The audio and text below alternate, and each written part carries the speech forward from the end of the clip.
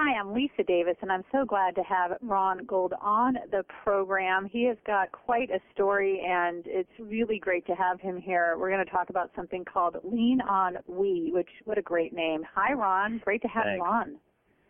Hi, Lisa. Great to be here. Hey, Ron.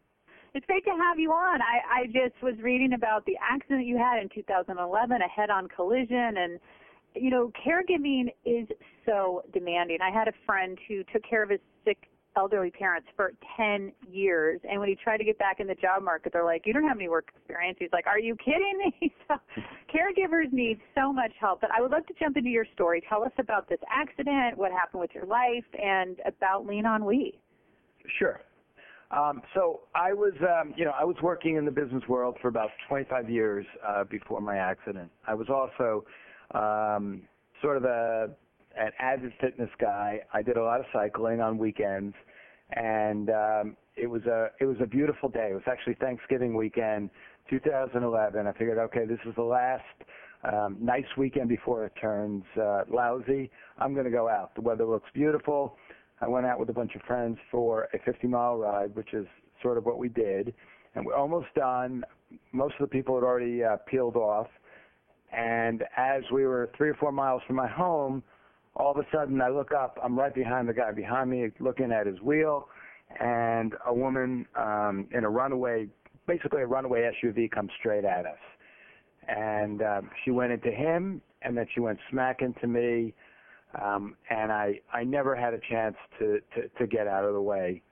And next thing I knew, I was being medevaced to the hospital. Actually, I shouldn't say the next thing I knew. I didn't know that at all. I was completely out, of course. She wasn't texting. She wasn't drunk. She just fell asleep. She fell asleep cold in the middle of the day, which is just crazy. And she went into me head on. So she's coming in 40 one way, I'm going 20 the other way. I shouldn't be here. I really shouldn't be alive. But they did a fabulous job in saving my life. Oh, thank God. Oh, my God. That is, my husband cycles all the time, and I just get so nervous. So, oh, my gosh, it's just, but you have to still live your life, right, and get out there and do stuff. So, one of the reasons that you created Lean On We is you were frustrated by the lack of modern resources. And it's really tough with the caregiving. I mean, it really heavily relies on the family, doesn't it? But people have to work, and other things are going on. And talk to us about how this affected you and your wife, Betsy, and all that stuff.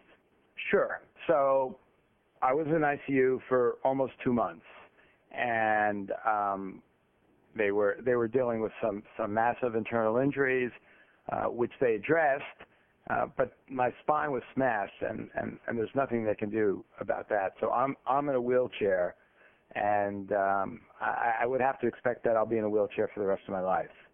And it's particularly challenging for somebody who had always been so fit and healthy, and I always loved the outdoors, so you can imagine.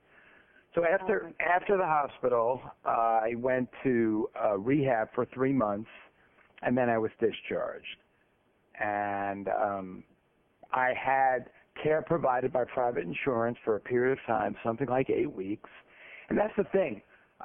Everybody thinks that they're going to get some kind of insurance coverage for caregiving for some extended period of time, and it does not work that way. It didn't work that way for me in private insurance, and it certainly doesn't work that way for Medicare. People think Medicare is going to be the panacea, but in reality, it only gives you a couple hours a day, a couple days a week, and then it's over.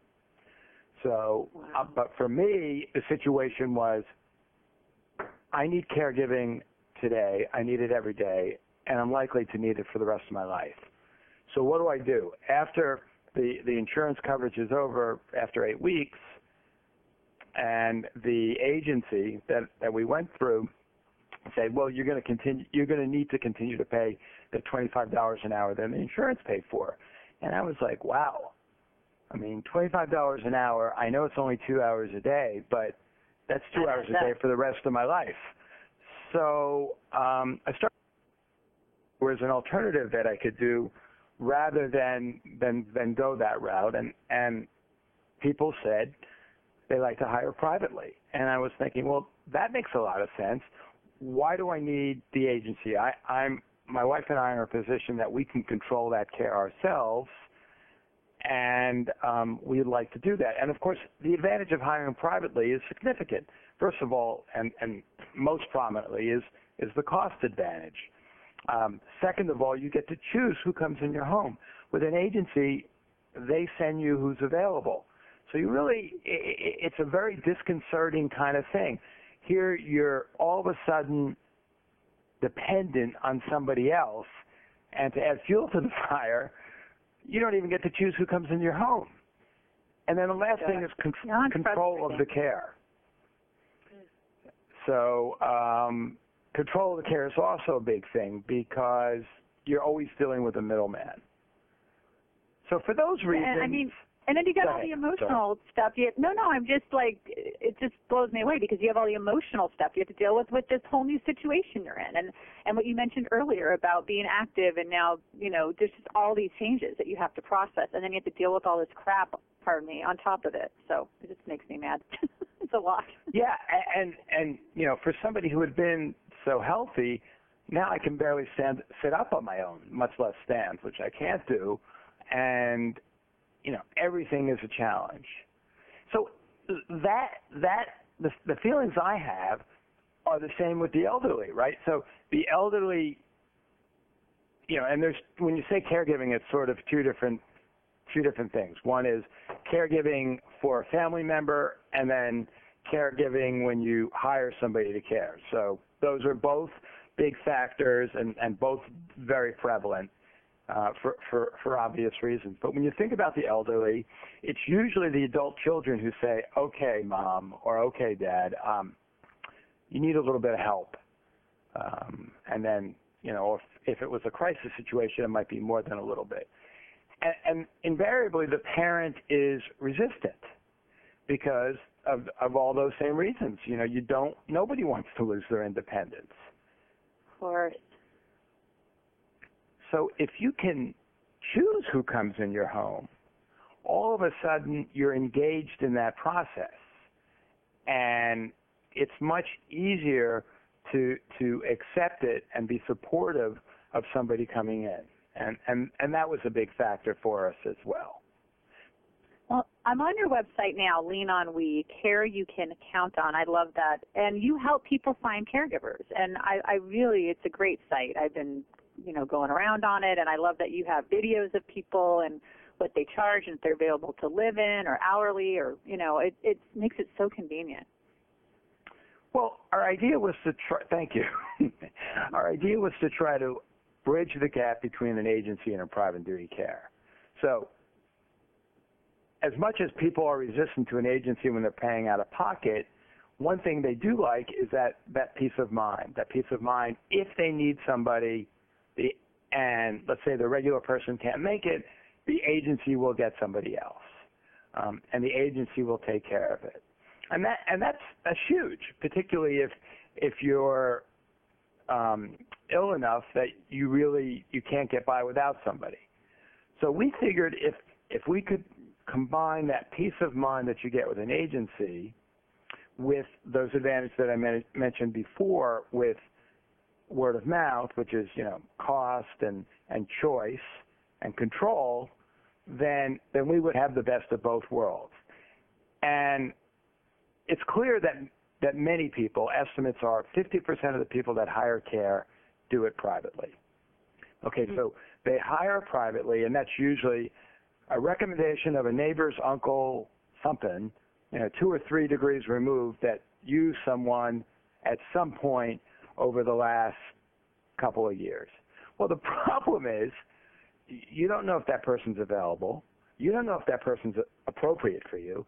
You don't know if that person has a criminal record. You don't know if that person has backup.